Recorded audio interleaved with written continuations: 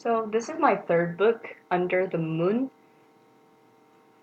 and the story takes place in 2522. The AOL artificial ozone layer is broken on Earth. Kia and Rilla found out that this problem and wanted to solve it. Then Ada began to build a town on the moon, but they didn't have enough money to continue the building progress.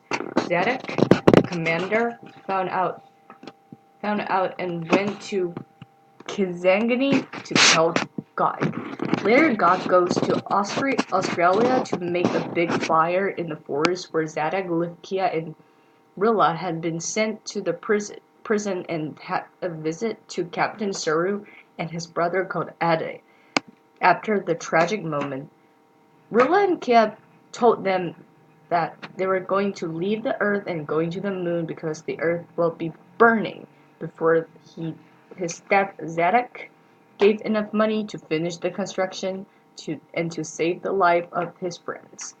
To finish, Eda arrives and they leave the planet Earth forever and they watch the planet Earth die.